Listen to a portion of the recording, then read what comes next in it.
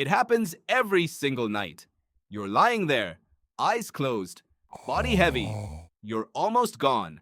And then, Hmm? out of nowhere, your leg kicks, your arm jerks, your whole body flinches like you just missed a step on a staircase that wasn't there. You snap awake, heart beating a little faster. Maybe you feel embarrassed, even though you're alone. And then you just go back to sleep. Like nothing happened, but something did happen. Something your brain decided to do without asking you first. And the reason it did it is one of the strangest, most overlooked stories in the entire history of the human body. It's called a hypnic jerk. And it's not random. It's not a glitch. It might actually be one of the oldest reflexes you still carry inside you. A reflex so ancient it predates language, predates fire, predates everything you think of as being human. Let's back up. Your brain is not a single thing. It's more like a committee, a very poorly organized committee, made up of systems that developed at completely different points in evolutionary history. Some of those systems are new, rational, controlled. They help you plan, think, write emails, feel guilty about writing emails too late. But underneath all of that, there are older systems, much older. Systems that don't know what an email is.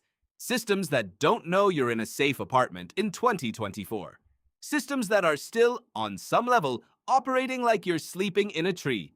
That's not a metaphor. One of the leading theories about why hypnic jerks happen, sometimes called the ancient reflex theory, suggests that this sudden muscle contraction is a vestigial response, a leftover from when your primate ancestors actually slept in trees. Here's what that means. When your body begins to fall asleep, your muscles relax.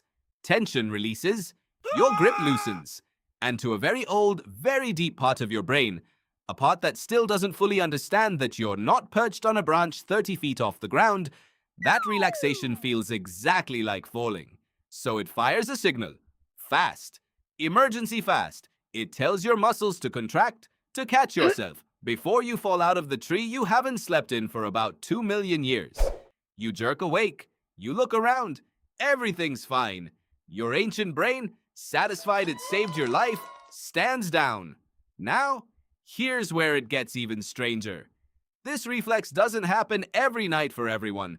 Some people experience it constantly, multiple times before they fall asleep. Some people almost never feel it. And researchers have found that certain things make it dramatically more likely to happen to you on any given night. Caffeine is one of them. Stress is another. Physical exhaustion, the kind where your body is so tired it crashes fast, seems to trigger it more often too. There's also evidence that anxiety plays a role. When your nervous system is already running hot, the transition into sleep gets bumpier. The drop from wakefulness into unconsciousness is steeper, and your ancient reflex has more reason to slam on the brakes. There's also a neurological explanation that works alongside the ancient reflex theory, and some researchers think it might actually be the more complete picture. As you fall asleep, your brain goes through a specific sequence of changes. Your neurons start firing differently, your body temperature drops slightly, your breathing slows. And during this transition, this in-between state that researchers call hypnagogia, your brain sometimes misreads its own signals. It interprets the sudden decrease in sensory input as a loss of consciousness, and not the intentional, restful kind, the dangerous kind, the kind you need to wake up from. So it fires a jolt, a reset, a "hey, are you still there?"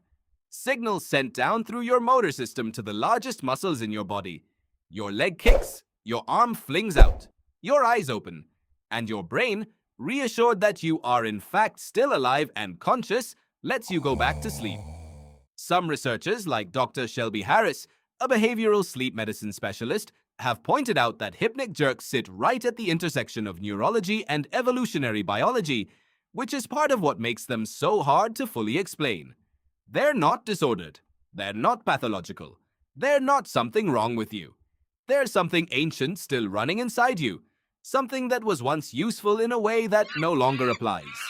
Think about that for a second. Your body is so committed to keeping you alive, so deeply, stubbornly, automatically committed, that it built in a failsafe that still triggers even when the danger it was designed to protect against no longer exists.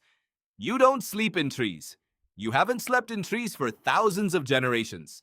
But your brain doesn't care. It remembers anyway. That's not a bug. That's loyalty. There's also something worth knowing about what happens in your brain during the moment just before the jerk. In the hypnagogic state, that half-asleep, half-awake territory you pass through every night, your brain starts generating unusual experiences, flashes of imagery, fragments of sound, the sensation of movement that isn't there. Some people hear their name being called. Some people see a face they don't recognize. Some people feel like they're walking, or running, or falling from a height. And sometimes, not always, but sometimes, the hypnic jerk is the physical response to that falling sensation. Your brain didn't just send a reflex, your brain built a tiny dream around it first. A fraction of a second story. You're walking, you miss a step, your body reacts. It's your brain doing what it always does, trying to make sense of noise, trying to build a narrative out of electrical signals.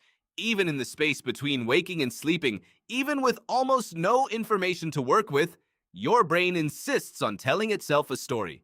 So the next time it happens, tonight maybe, or the night after, notice it differently. Notice that your leg just kicked because some part of you is still up in the trees, still scanning the dark, still holding on.